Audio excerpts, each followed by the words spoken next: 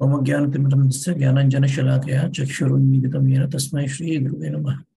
नमो विष्णुपादाय कृष्णप्रेष्ठाय भूतले श्रीमते भक्तिवेदांत स्वामिनिति नामिने। नमस्ते सारस्वते देवे गौरवाणी प्रचारणे निर्विशेष शून्यवादी पाश्चात्य देशतारणे। जय श्री कृष्ण चैतन्य प्रभु नित्यानंद श्री अद्वैत गदाधर श्रीवासादि गौर भक्तवृंद। मूकं करोति वाचालं पंगुं लंघयते गिरिं यत्कृपातमहं वन्दे श्री गुरुदेव तारणं परमानंद माधवं श्री चैतन्य विष्णु। हरे कृष्णा। आज हम चर्चा करेंगे कि जप्पा कई बार हमको बर्डन जैसा क्यों लगता है। कभी कभी आनंद आता है, लेकिन कभी कभी लगता है ये कब खत्म होगा, बहुत खींचना पड़ रहा है। तो उसका जो रियल प्रॉब्लम होता है वो होता है अहम ममेति, आई एंड माइंड। तो उसको थोड़ा डिटेल में समझने का कोशिश करेंगे। पूरे दिन हम ऑफिस में मेहनत करते हैं, 8 घंटा 10 घंटा 12 घंटा, कभी कभी 14 और 16 घंटा, लेकिन कुछ घंटों का जपा अगर हमें करना पड़ता है तो थोड़ा भारी लगता है। पैसे के पीछे हम भागते हैं, कभी सक्सेस मिलता है कभी सक्सेस नहीं मिलता, लेकिन जब सक्सेस नहीं मिलता तो हम ये नहीं बोलते कि छोड़ो क्या करेंगे पैसा कमा के, सक्सेस तो मिल नहीं रहा, ऐसा कभी नहीं बोलते, लगे रहते हैं। लेकिन भक्ति में या किसी और चीज में, किसी और गोल में जब सक्सेस नहीं मिलता, सक्सेस मिलता है तब तक तो आनंद आता है, सक्सेस नहीं मिलता तो हम छोड़ देते हैं। तो ये अहम ममेति की हम चर्चा करेंगे। इसमें सबसे पहले हम चर्चा करेंगे माइंड ममेति, ये मेरा है। तो पहली चीज आती है एक्सपेक्टेशंस। अगर हमने मेहनत किया है कंपनी में, अपने ऑफिस में पूरा महीना, और महीने के एंड में हमको सैलरी नहीं मिली तो हमें गुस्सा आएगा, क्योंकि वो हमारी है। हम ऐसा मानते हैं कि वो सैलरी मुझे मिलनी चाहिए, मैंने काम किया है, ये मेरा है। लेकिन अगर हम किसी से भीख मांगते हैं और हमें भीख नहीं मिला तो भिखारी को गुस्सा नहीं आता। किसी किसी का ऐसा एक्सपेक्टेशन हो सकता है, कुछ भिखारियों का होता है, तो कभी कभी गुस्सा करके चले जाते हैं, लेकिन उनका गुस्सा देखकर हमको गुस्सा आता है कि ऐसा क्यों कर रहे हैं। अगर आप एक घर खरीद रहे हैं और घर खरीदने के लिए मुंबई में करोड़ों के घर आते हैं, आपने 1 या 2 करोड़ रुपए दिए तो उसमें इतनी तकलीफ नहीं होती, क्योंकि आपको पता है आपको कुछ मिल रहा है, वो घर आपका नहीं है, आप खरीद रहे हैं उस घर को, तो उस घर की कीमत आप चुकाते हैं। लेकिन अगर आपका कोई फैमिली मेंबर, आपका आपका बेटा फॉर एग्जाम्पल अगर किडनैप हो जाए और उसके लिए फिरौती की रकम मांगी जाए 1 करोड़ रुपए, तो आपको बहुत तकलीफ होगी। हालांकि बेटा एक घर से बहुत ज्यादा कीमती है, लेकिन बेटा तो ऑलरेडी मेरा है, मुझे नया क्या मिल रहा है। मेरा 1 करोड़ रुपया जा रहा है तो ज्यादा तकलीफ होती है। कोई हमारी चीज छीन लेता है तो हमें ज्यादा तकलीफ होती है। सिमिलरली जपा में हम लोग एक्सपेक्ट करते हैं कि टेस्ट मिलना चाहिए, टेस्ट क्यों नहीं मिल रहा, मैंने ऑलरेडी इतना मेहनत किया, अब तो कृष्णा को टेस्ट देना चाहिए। तो हम ऑलरेडी मान लेते हैं कि ये तो मेरा होना चाहिए, तो कृष्णा से हम याचना नहीं कर पाते, भीख नहीं मांग पाते अच्छे से, खुले मन से। इसीलिए कई बार हमें तकलीफ होती है। मुकुंद की कहानी आती है चैतन्य चरितामृत में।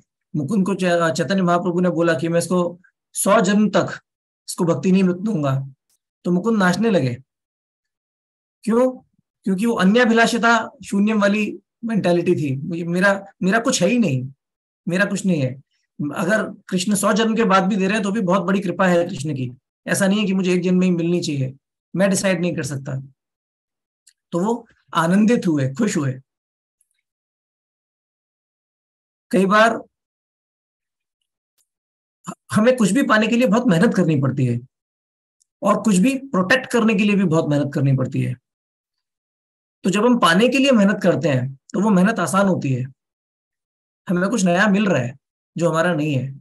लेकिन अगर हमारे पास ऑलरेडी कुछ है और उसको बचाने के लिए हमें जो मेहनत करनी पड़ती है, वो मेहनत बहुत फ्रस्ट्रेटिंग होती है कि मुझे नया तो कुछ मिल नहीं रहा, और जो मेरे पास ऑलरेडी है अगर मैं मेहनत नहीं करूंगा तो वो चला जाएगा। तो वो मेहनत एक तरीके से फालतू की मेहनत होती है, लेकिन करनी पड़ती है, तो उसमें बहुत फ्रस्ट्रेशन होती है। तो इस बात को अगर आप समझेंगे तो आपको समझ में आएगा, जिन लोगों के पास बहुत कुछ है, बहुत नाम है, बहुत पैसा है, बहुत बड़ी पोजीशन है, पावर है, स्टेटस है, उन लोगों की लाइफ बहुत मिजरेबल है। सोसाइटी में स्टेटस मेंटेन करने के लिए उनको काफी मेहनत करनी पड़ती है, पैसा बचाने के लिए बहुत मेहनत करनी पड़ती है, सब तरफ से लोग एनवियस रहते हैं उनके साथ।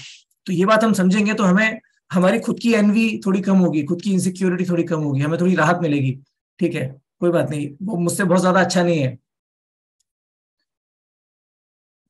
एक्सपेक्टेशन का एक लैडर होता है, सबसे नीचे के स्तर पर होता है ये मेरा है, हम मान के बैठ जाते हैं कि ये मेरा है, भले ही किसी और की वस्तु हो। तो जब हमें वो चीज नहीं मिलती तो हमें बड़ी तकलीफ होती है, अरे ये तो मेरा है, क्यों नहीं मिल रहा मुझे, ये सम्मान, मान सम्मान मुझे मिलना चाहिए, ये पैसा मुझे मिलना चाहिए, ये ग्लोरी मुझे मिलनी चाहिए, जो मैंने सेवा की उसका क्रेडिट मुझे मिलना चाहिए, नहीं मिला तो तकलीफ। दूसरा होता है बिजनेस मेंटालिटी, कि मैं मेहनत करूंगा तो मुझे मिल जाएगा, अगर मेहनत नहीं किया और नहीं मिला तो कोई बात नहीं, लेकिन अगर मेहनत किया तो मुझे मिलना चाहिए। तो हम उसके लिए मेहनत करने के लिए तैयार होते हैं। पहले केस में तो हम मेहनत भी नहीं करते, मैं क्यों मेहनत करूं, ये तो ऑलरेडी मेरा है। दूसरे केस में हम मेहनत करने के लिए तैयार होते हैं कि हाँ लेकिन मेहनत से मुझे मिल जाएगा, तो हमें अपनी मेहनत पर गर्व होता है, एक कंट्रोलरशिप मेंटालिटी होती है कि हाँ मैं कंट्रोल कर लूंगा, अगर मेहनत किया तो मुझे मिल जाएगा। तीसरा उस लेटर में सबसे ऊपर होता है, एक्सपेक्टेशन लेटर में, कि ये चीज इतनी बहुमूल्य है कि मुझे कभी मिल ही नहीं सकती, मैं तो एक भिखारी हूं, कितने पैसे कमा लूंगा जीवन में, मैं मुंबई में एक 3 BHK घर कभी नहीं खरीद सकता, रोज मुझे 20-50-100 रुपए भीख में मिलते हैं। तो और अगर कोई आपको एक बड़ा घर बंगला दे दे तो आप बहुत ग्रेटिट्यूड फील होगा, आपको लगेगा मैं तो ये कभी चुका ही नहीं सकता, जो मुझे मिला है उसकी कीमत कैसे चुकाऊंगा मैं। इसी तरह जो एक भक्त होता है, एक शिष्य होता है, वो अपने गुरु से जब उसे भक्ति लता बीज मिलता है तो उसको समझ में आती है भक्ति की वैल्यू, तो बोलता है मेरे गुरु ने जो मुझे दिया मैं उसका क्या कीमत कभी चुकाऊंगा, आई एम इटरनली इंडेटेड, मैं अनंत काल तक अपने गुरु के प्रति ऋणी हूं और उस ऋण को मैं कभी चुका नहीं सकता। तो उसमें एक इंसान ग्रेटफुल फील करता है जब ये बात समझ में आती है, जब जो हमें मिल रहा है उसकी वैल्यू समझ में आती है। बट लैक ऑफ एक्सपेक्टेशन का मतलब ये नहीं है कि आप होप ना रखें कि मैं तो इतना गया गुजरा हूं कि मेरा तो कुछ हो ही नहीं सकता, कोई होप ही नहीं है। होप है, हमारे हमारे हाथ में नहीं है, लेकिन कृष्ण इतने दयालु हैं, हमें कृष्ण पर डिपेंडेंट रहना चाहिए। कृष्ण इतने दयालु हैं, हम कृष्ण के साथ ऐसा नहीं बोल सकते देखो मैंने इतना माला किया अभी तुमको मुझे भक्ति देनी पड़ेगी, वो बिजनेस नहीं कर सकते, क्योंकि इतना तो हम कृष्ण को दे ही नहीं सकते कि कृष्ण हमें भक्ति दें। हम कृष्ण के लिए ऐसा कुछ नहीं कर सकते, कृष्ण को कुछ नहीं चाहिए हमसे। लेकिन जब हम पूरी डिपेंडेंस दिखाते हैं तो कृष्ण के अंदर मन में दया आ जाती है, क्योंकि वो एक लविंग फादर हैं। तो इस तरह एक बच्चा जैसे अपने पेरेंट्स पर डिपेंड हो सकता है कि हाँ मेरे पेरेंट्स मेरा ध्यान रखेंगे, तो उसी तरह हम कृष्ण पर डिपेंडेंट हो सकते हैं। तो हमें एक्सपेक्टेशन नहीं रखनी चाहिए, बट होप लूज नहीं करनी चाहिए। तो ये था एक्सपेक्टेशन। दूसरा है ग्रेटिट्यूड। ग्रेटिट्यूड में भी lack of gratitude. Lack of gratitude कब आता है, जब मैं ऑलरेडी मान के चलता हूं कि ये मेरा है। ग्रेटफुल का है होने का, ये तो ऑलरेडी मेरा है। अगर कोई हमें कोई चीज देता है तो हमें कृतज्ञता महसूस होती है, ग्रेटफुल फील करते हैं। लेकिन अगर किसी ने हमसे उधार लिया है और उधार का पैसा वापस किया तो क्या हम ग्रेटफुल फील करेंगे, अरे आई एम सो ग्रेटफुल, आपने मेरे 100 रुपए जो लिए थे उधार आपने आज वापस कर दिए। अगर एक्सपेक्टेशन खत्म हो चुकी होगी तो शायद थोड़ा ग्रेटिट्यूड आएगा कि हाँ चलो वापस आ गया, थोड़ा रिलीफ का फीलिंग आएगा, क्योंकि हम ऐसा मानते हैं कि ये ऑलरेडी मेरा है। या फिर अगर ऑलरेडी मेरा नहीं भी है तो लैक ऑफ ग्रेटिट्यूड कब आता है, जब हमें लगता है इसकी कोई कीमत नहीं है, मेरा नहीं है बट क्या करूंगा मैं इसका, मुझे क्या दे रहे हो, माला दे रहे हो हाथ में, क्या करूंगा इस माला का, 2 घंटे जप करने के लिए बोल रहे हो। तो जब हमें उसकी वैल्यू नहीं समझ में आती तब हमें मिल भी जाता है, मेरा नहीं है बट मिला है, क्या करूं इसका, ये तो यूजलेस चीज है। तो हमें उसकी वैल्यू समझने की कोशिश करनी चाहिए। कई बार हमें बताया जाता है you should be humble, you should be grateful. तो ये जो शुड भी होता है हम उसको एक ऐसा मान के चलते हैं कि ये एक टूल है। कई बार हमें बताया जाता है कि अगर आपको कोई चीज चाहिए तो आपको मिलेगी अगर आप उसकी अपेक्षा छोड़ दें। अच्छा, अगर मैं इसकी अपेक्षा छोड़ दूंगा तो मुझे मिलेगी, ठीक है अपेक्षा छोड़ दी, अभी बताओ अभी क्यों नहीं मिल रही। तो ऐसा नहीं हो सकता, क्योंकि जब हम ऐसा बोलते हैं तो एक्चुअली हम अपेक्षा रख रहे हैं। अच्छा, अभी मैं हम्बल हो गया, अभी अभी मिलेगा मेरे को। ह्यूमिलिटी का मतलब है कि मैं डिजर्व नहीं करता। अच्छा, अब मैं डिजर्व नहीं करता, अब मुझे मिलेगा, अब मैं डिजर्व करता हूं क्या? तो ये कॉन्ट्राडिक्टरी है। हम अपनी ह्यूमिलिटी दिखाकर कोई चीज मांग नहीं सकते। अच्छा मैं डिजर्व नहीं करता, अच्छा मेरा नहीं है, अब मुझे दे दो।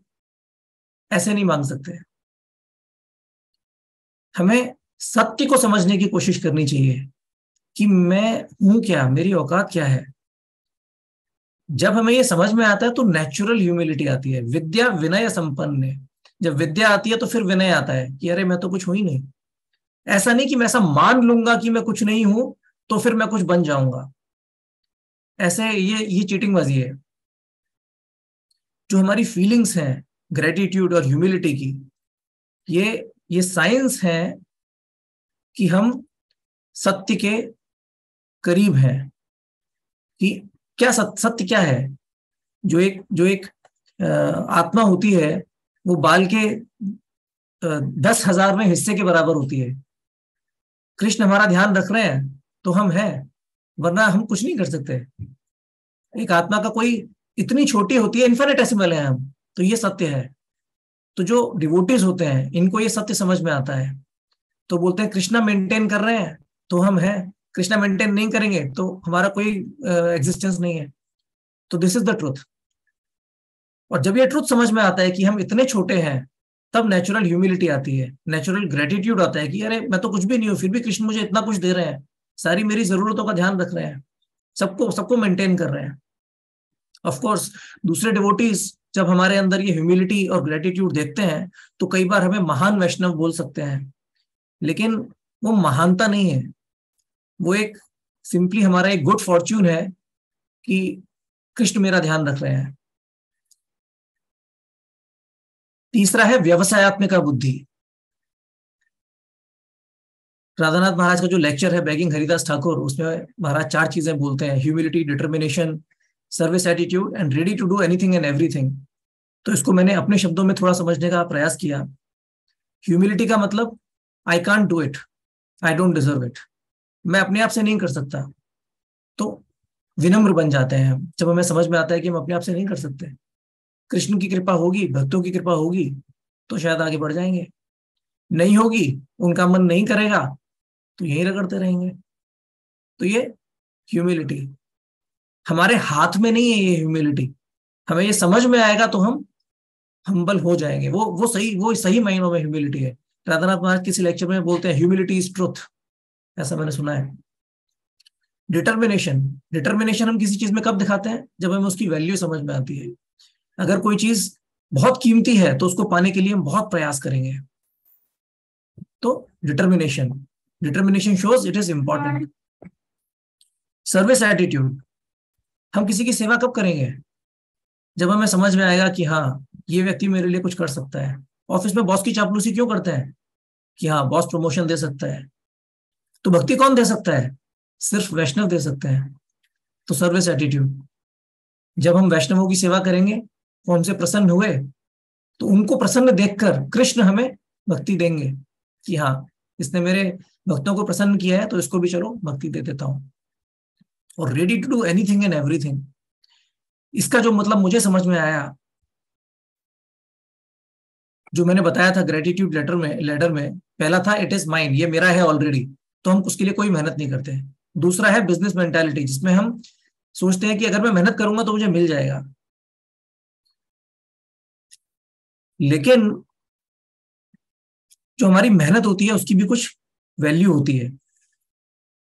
एक एक एफर्ट जब हम डालते हैं, जब हमें लगता है हमारा एफर्ट बहुत ज्यादा हो रहा है और उतना रिटर्न नहीं आ रहा, तो हम एफर्ट डालना बंद कर देते हैं। अरे यार, इसमें क्या फायदा, इतनी मेहनत कर रहा हूं और बस इतना थोड़ा मिल रहा है। तो हम अपना गोल छोड़ देते हैं। ये इतना फायदा नहीं है, इतनी मेहनत करने का फायदा नहीं है। लेकिन जब हमें समझ में आता है कि मैं कितनी भी मेहनत करूं, कृष्ण भक्ति मेरी मेहनत से कहीं ज्यादा वैल्यूएबल है। मैं इतनी मेहनत कभी अपने जीवन में कर ही नहीं सकता कि कृष्ण भक्ति से ज्यादा मेहनत हो जाए कि और मुझे लगे यार इसको पाने का कोई फायदा नहीं है। तब हम सब कुछ देने के लिए तैयार होते हैं। मैं अपना सब कुछ भी दे दूंगा तो उसके बदले में जो मुझे मिलेगा वो उससे कहीं ज्यादा कीमती है। मैं लाइफ आफ्टर लाइफ, जन्म जन्मांतर तक अगर प्रयास करता रहूंगा, मेहनत करता रहूंगा, डिटर्मिनेशन दिखाता रहूंगा, लगा रहूंगा, और तब भी मुझे अगर भक्ति नहीं मिली, तब भी मेरा कुछ गया नहीं, शायद मुझे मिल जाए, क्योंकि वो बहुत ज्यादा वैल्यूएबल है। अभी अपना जीवन, हम अपना जीवन बचाने के लिए क्या कुछ देने के लिए तैयार होते हैं। अगर कोई हमारे सर पे बंदूक रखेगा और बोलेगा अपना सब कुछ दे दो, नहीं तो मैं तुम्हें गोली मार दूंगा, तो तुम क्या बोलेंगे? अरे मार दे, पैसे की ज्यादा वैल्यू है, मैं पैसे नहीं दूंगा, मुझे गोली मार दो, ऐसा बोलेंगे क्या हम? नहीं बोलेंगे, क्योंकि पैसे से ज्यादा हमारी जीवन की कीमत है। लेकिन हमारे जीवन से कहीं ज्यादा कीमत भक्ति की है, ये एक भक्त को समझ में आता है, तो वो अपना जीवन भी देने के लिए तैयार होता है भक्ति के लिए। नॉर्मल जो जो भक्त नहीं होते, जिन्हें ये बात समझ में नहीं आती, उनके लिए सबसे प्यारी चीज उनका जीवन है। वो अपना जीवन बचाने के लिए सब कुछ देने के लिए तैयार होते हैं, सब कुछ दे देंगे। कभी भी ये नहीं लगेगा कि मैं अपना जीवन बचाने की कोशिश कर रहा हूं तो थोड़ा ज्यादा मेहनत हो गया, इससे अच्छा है मैं मर जाऊं, ऐसा कभी नहीं सोचता कोई भी व्यक्ति। जब हम अपना गोल कब बदलते हैं? रियल गोल जो होता है वो हम कभी नहीं बदलते। अभी अभी कोई व्यक्ति है, अगर आप देखें बिजनेस का एक एग्जांपल लें, अगर कोई बिजनेसमैन है, बिजनेस में पैसा नहीं बन रहा, तो वो धंधा बंद कर देगा। तो उसका गोल कोई सामान बेचना नहीं है, उसका गोल है पैसे कमाना। अगर आपका हार्डवेयर का बिजनेस है, उसमें पैसे नहीं बने, तो आपके जीवन का लक्ष्य ये नहीं है कि मैं हार्डवेयर का सामान बेचूं, आपके जीवन का लक्ष्य है कि उससे पैसा बनना चाहिए, दैट इज योर बिजनेस। अगर हार्डवेयर में पैसा नहीं बना तो कल किसी और चीज की शॉप खोलेंगे, टेक्सटाइल का कुछ खोलेंगे, किसी कोई कोई दूसरा धंधा करेंगे, दूसरा बिजनेस करेंगे। तो जो बिजनेस है वो हमारा गोल नहीं है। हमारा जो एक बिजनेसमैन का रियल बिजनेस होता है, दैट इज मनी मेकिंग, पैसा बनाने का असली व्यवसाय होता है। और जो व्यवसाय हम कर रहे हैं वो तो सिर्फ एक रास्ता है पैसा बनाने का। उस रास्ते से पैसा नहीं बना तो कोई दूसरा रास्ता अपनाएंगे, दूसरे रास्ते से पैसा नहीं बना तो तीसरा रास्ता अपनाएंगे। लेकिन जो गोल होता है वो कभी नहीं बदलता, जो रियल गोल होता है वो कभी नहीं बदलता। तो इसी तरह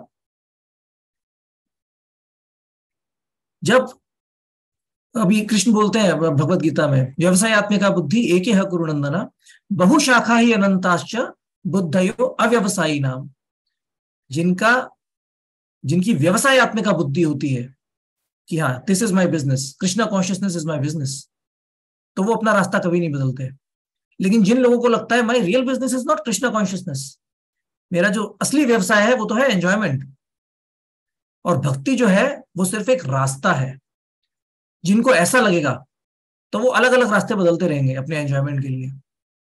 मैं महान हूं, मैं अपनी महानता कैसे दिखा सकता हूं? ये रास्ते पे चल के देखता हूँ, यहाँ कोई शायद ग्लोरिफिकेशन मिल जाए, थोड़ा क्रेडिट मिल जाए, थोड़ा मान सम्मान मिल जाए, थोड़ा एंजॉयमेंट मिल जाए। इस रास्ते पे नहीं मिला, चलो दूसरा रास्ता बदल देते हैं। इस रास्ते पे भी नहीं मिला, चलो भक्ति भी करके देख लेते हैं। भक्ति में भी मान सम्मान नहीं मिला, चलो भक्ति छोड़ देते हैं, कुछ और करते हैं, किसी दूसरी ऑर्गेनाइजेशन में चले जाते हैं। तो इस चीज को थोड़ा डिटेल में समझने का प्रयास करेंगे। अभी आप देखिए, अब यहाँ पे ये जो है, मैंने व्यवसाय आत्मिका बुद्धि और इसके बारे में बताया, this is the second part, अहम, आई एम ग्रेट। जहां मुझे मेरी ग्रेटनेस समझाने का या दिखाने का अवसर मिलेगा, मैं उस रास्ते पर चलूंगा और मैं उसको अपना गोल बोलता हूं, उसको अपना व्यवसाय बोलता हूं। लेकिन मेरा वास्तविक व्यवसाय क्या है? मैं महान हूं। जैसे फैशन, फैशन में लोग अच्छे कपड़े क्यों पहनते हैं? मैं अच्छा दिखूं, और फैशन बदलता रहता है। कोई इन्फ्लुएंशियल सेलिब्रिटी कल को कुछ दूसरे टाइप के कपड़े पहनेगा और पूरी सोसाइटी बोलने लगेगी अच्छा, आज पहले आप साबुत पूरा अच्छा जीन्स पहनते थे, अभी फटा जीन्स फैशन है, अगर आप फटा जीन्स पहनेंगे तो इसको अच्छा माना जाएगा। तो हम वो फैशन बदल लेते हैं, फटा जीन्स पहनना शुरू कर देते हैं, क्योंकि हर कोई उसको फैशन मान रहा है। तो फैशन बदलता रहता है, कपड़ों का स्टाइल बदलता रहता है। पहले बेल बॉटम्स चलते थे, फिर नॉर्मल कपड़े पैंट्स आई, फिर अभी टाइट स्लिम फिट चल रहा है, फिर कल को कुछ और आ जाएगा। तो फैशन बदलते रहते हैं। क्यों? क्योंकि हमें अच्छा लगना है। उसी तरह अगर आप देखें, अगर किसी व्यक्ति को किसी चीज में सक्सेस मिलती है तो वो उस चीज को करता है, सक्सेस नहीं मिलती तो वो उस चीज को छोड़ देता है। इसका बेस्ट एग्जाम्पल है बच्चे। कई बार बच्चे पेरेंट्स को थोड़ा इरिटेट करते हैं, कुछ तो ऐसी बात करेंगे जो पेरेंट्स थोड़े परेशान हो जाते हैं। अगर पेरेंट्स इरिटेट हो गए तो बच्चे उसको और करते हैं, क्योंकि उनको सक्सेस मिला। काम सही हो या गलत हो, सक्सेस मिलनी चाहिए। सक्सेस मिलती है तो हमें और करने का मन करता है। तो इसीलिए पेरेंट्स को चाहिए कि कभी इरिटेट ना हो बच्चों पर। इरिटेट होंगे तो बच्चे और करेंगे, क्योंकि उनको सक्सेस मिल रहा है। अगर कोई आपका मजाक उड़ा रहा है, मजाक उड़ाने में लोगों को मजा आता है, कई बार आनंद आता है, और अगर आप चिढ़ गए तो वो और आपका मजाक उड़ाएंगे। तो इसीलिए बोला जाता है एनवियस जो लोग होते हैं उनको इग्नोर करना चाहिए। 4 तरह के जो रिलेशनशिप्स होते हैं, जो कृष्ण के भक्त हैं उनके प्रति प्रेम होना चाहिए। जो हमारे इक्वल्स हैं भक्ति में उनके प्रति मैत्री होनी चाहिए, प्रेम मैत्री। जो हमारे जो इनोसेंट लोग हैं उनके प्रति कृपा होनी चाहिए, उनको प्रचार करना चाहिए, उनको भक्ति में आगे बढ़ने में इंस्पिरेशन देनी चाहिए, हेल्प करनी चाहिए। और जो एनवियस लोग हैं उनके साथ क्या करना चाहिए, उपेक्षा करनी चाहिए, इग्नोर करना चाहिए। आप उनसे लड़ने बैठेंगे तो उनको लगेगा वाह सक्सेस मिल गया, तो वो आपसे और लड़ेंगे, तो उनको इग्नोर करना चाहिए। तो फिर वो अपना रास्ता बदल लेंगे। उनका गोल क्या है, कहीं तो सक्सेस मिल जाए, कहीं तो महानता मिल जाए। तो जब उनको सक्सेस नहीं मिलेगा तो फिर वो किसी और को जाकर चढ़ाएंगे, किसी और का जाकर मजाक उड़ाएंगे। सेम चीज बच्चों के अंदर है। आप नहीं चढ़ेंगे तो बच्चे बोलेंगे पेरेंट्स को कुछ तो इरिटेशन हो नहीं रही, तो वो लाइफ में कुछ और करेंगे। स्पोर्ट्स, गिनीज वर्ल्ड रिकॉर्ड्स क्या है, सब इतनी मेहनत करते हैं लोग एक कुछ तो फालतू सा वर्ल्ड रिकॉर्ड बनाने के लिए, इतनी तकलीफ झेलते हैं, एक महानता की डेफिनेशन देते हैं। एक व्यक्ति है, लेडी है, जिनके जिनके नाखून सबसे लंबे हैं, उनका वर्ल्ड रिकॉर्ड है। वो एक एक नाखून 4 फीट से ज्यादा का है, कुछ सारे नाखून मिलाकर 40 फीट के ऊपर आता है। तो जब वो ऐसे करती हैं अपने नाखून तो जमीन को टच करते हैं, हाथ जब ऊपर करती हैं तो उनके नाखून जमीन को टच करते हैं। आप इमेजिन करिए कोई व्यक्ति खाना कैसे खाएगा, कोई सोएगा कैसे, चलेगा कैसे। उन नाखूनों का ध्यान रखना है ताकि वो सबसे लंबे बने रहें दुनिया में। तो इस टाइप की चीज लोग करते हैं, इतनी मेहनत करते हैं। क्यों? क्योंकि एक डेफिनेशन दिखा बोल दी, सक्सेस मतलब सबसे बड़े नाखून, देखो मेरे सबसे बड़े नाखून है। कोई बुद्धिमान व्यक्ति सोचेगा ये क्या पागलपन है, ये कोई सक्सेस की डेफिनेशन है? लेकिन नहीं, और कुछ तो आता नहीं है लाइफ में, हम यही इसी को डिफाइन कर देंगे। जो हम कर रहे हैं वही वही महान है। हमारे नाखून बड़े हैं तो बड़े नाखून होना महानता है। ये पागलपन आप देखिए हर जगह आपको अपने आसपास मिलेगा। जो मैं कर रहा हूं वो सही है, और कुछ हद तक हमें भक्ति में भी दिखाई देता है। मैं जब कर रहा हूं तो जब सबसे बड़ा है, जब सबसे बड़ा है, लेकिन इसलिए नहीं क्योंकि जब सबसे बड़ा है, इसलिए क्योंकि मैं कर रहा हूं। मैं बुक डिस्ट्रीब्यूशन कर रहा हूं तो बुक डिस्ट्रीब्यूशन सबसे महान चीज है। मैं डेटी वर्शिप कर रहा हूं तो डेटी वर्शिप सबसे महान चीज है। डेटी वर्शिप महान नहीं है, मैं महान हूं। तो उसके पीछे की ये मानसिकता है तो वो गलत है। इमेजिन करिए कोई फुटबॉलर है, नौसिखिया है, और उतरा खेलने के लिए मैदान में बहुत कोशिश कर रहा है, गोल नहीं कर पा रहा। लेकिन गोल करने की तीव्रता, लालसा इतनी तीव्र है कि वो उसने अपने गोल में गोल मार दिया, क्योंकि वहां गोल मारना बहुत आसान है। अपने ही गोल में अगर आप गोल मारेंगे, आपको बचाना है अपना गोल, लेकिन अगर आप उसी में गोल मार देंगे तो बहुत आसान होता है। तो उसको आप बोलेंगे नहीं नहीं नहीं, ये मेरा गोल नहीं है, आपने गोल पोस्ट चेंज कर दी, ये तो अपोनेंट का गोल है, देखो मैंने गोल मार दिया आसानी से। लोग बोलते हैं ना चितपट, heads I win tails you lose, कुछ भी आए मैं जीता। तो इस टाइप का जो चेंजिंग ऑफ गोल पोस्ट हम बोलते हैं, ये हमें पॉलिटिक्स में कई बार दिखाई देता है। लोग दल बदल लेते हैं, अच्छा कांग्रेस में दाल नहीं निकल रही, चलो बीजेपी ज्वाइन कर लेते हैं, कांग्रेस का तो थोड़ा वीक हो गया अभी। एक एग्जाम्पल है हमारी लाइफ में कैसे एप्लीकेबल है, फॉल्ट फाइंडिंग मेंटालिटी। हमें एनवी है किसी डिवोटी के प्रति, तो हम क्या करेंगे, उसके अंदर कमी ढूंढेंगे और जस्टिफाई करेंगे, देखो ये प्रॉब्लम है, देखो ये प्रॉब्लम है। तो हम क्या कर रहे हैं, हम अपनी एनवी को जस्टिफाई करके एक ये दिखा रहे हैं कि देखो मेरी एनवी सही है, एक सक्सेस की फीलिंग आती है फॉल्ट फाइंडिंग करने में, कमी ढूंढने में। तो एक्चुअली हमें ग्रेटनेस, मतलब भक्त की चेतना क्या होनी चाहिए? I don't want success, I don't want greatness, I am not great, I want Krishna at any cost. जो रियल गोल है वो कभी चेंज नहीं होता, जो रियल व्यवसाय है वो कभी चेंज नहीं होता। अगर कोई आदमी पैसे नहीं कमा पा रहा तो पैसे कमाना छोड़ता नहीं है, कोशिश करना छोड़ता नहीं है। तो उसी तरह जो भक्त वाकई में कृष्ण को प्राप्त करने के लिए भक्ति कर रहा है, उसको भक्ति में सक्सेस मिले नहीं मिले, टेस्ट मिले नहीं मिले, वो छोड़ेगा नहीं। जैसे हमने एग्जाम्पल सुना है, ये डिटर्मिनेशन में चातक पक्षी, उसको जो आसमान से जो पानी गिरता है बस वही पानी चाहिए, बाकी प्यास बुझी नहीं बुझी, पानी मिला कहीं और से नहीं मिला नहीं, मुझे तो वही चाहिए। That means ready to do anything and everything. तो उसी तरह मुझे कृष्ण चाहिए, मैं अपना रास्ता नहीं बदलूंगा, क्योंकि कृष्ण ही मेरा लक्ष्य है, कृष्ण ही मेरा गोल है। कृष्ण रास्ता नहीं है मेरे लिए, कृष्ण भक्ति मेरे लिए रास्ता नहीं है अपनी महानता साबित करने का या महानता दिखाने का। कुछ और मेरे लिए सक्सेस है ही नहीं। शून्यायतम जगत सर्वम गोविंद विरहेण में, ऐसा नहीं कि गोविंद नहीं मिले तो किसी और के पास चले गए। स्त्री पुरुष संबंध में कई बार ऐसा होता है, अच्छा एक से डाइवोर्स हो गया, चलो दूसरे से शादी कर लेते हैं। ये गर्लफ्रेंड ने हाँ नहीं बोला, चलो दूसरी के साथ कर लेते हैं। लेकिन भक्त क्या बोलता है? गोविंद नहीं मिले तो जीवन व्यर्थ है, गोविंद ही चाहिए और कुछ नहीं चाहिए, बाकी सारा जगत शून्य है। आश्लिष्य वाप आदरताम पिनष्टुमाम आदर्शनान मर्म हताम करोति वा, चाहे मुझे आलिंगन करो या मुझे मारो, लेकिन मैं आपको नहीं छोड़ूंगा। मैं और कहाँ जाऊंगा? तो मेरे जीवन में और कुछ नहीं है, सक्सेस मिले चाहे नहीं मिले, यही मेरा गोल है। That is real goal, that is real व्यवसायत्मक बुद्धि। जब ये समझ में आएगा तो जपा हमें बर्डन नहीं लगेगा, भले ही आनंद नहीं आए, लेकिन करूंगा क्या इसके अलावा, ये फीलिंग आएगी, तब हम जप को नहीं छोड़ेंगे। जिस तरह अगर आप लटके हुए हैं एक पहाड़ी से, रस्सी पकड़ी हुई है, तो कितना भी हाथों में दर्द हो आप रस्सी नहीं छोड़ेंगे। आप ये नहीं बोलेंगे अरे प्रभु आनंद ही नहीं आ रहा रस्सी पकड़ने में, हाथों में इतना दर्द है, क्या फायदा, छोड़ देता हूं। नहीं, जीवन चला जाएगा। तो चैंटिंग में टेस्ट नहीं आ रहा तो क्या हुआ? चैंटिंग छोड़ के क्या मिलेगा, कहाँ जाएंगे? पुनरनम पुनरअपि मरणम। तो जब ये बात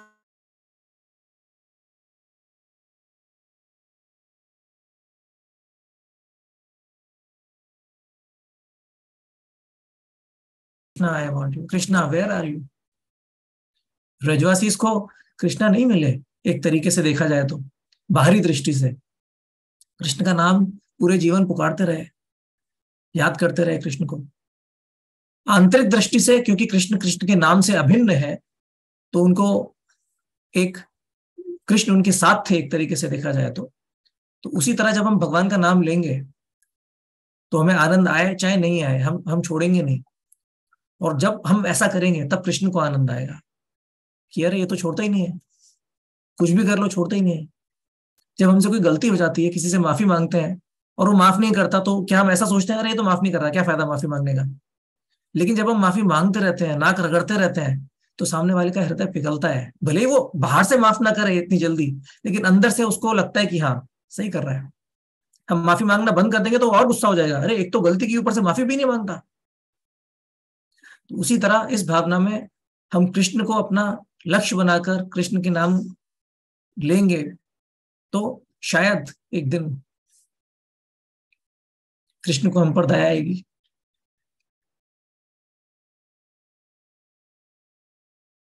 और कोई रास्ता नहीं।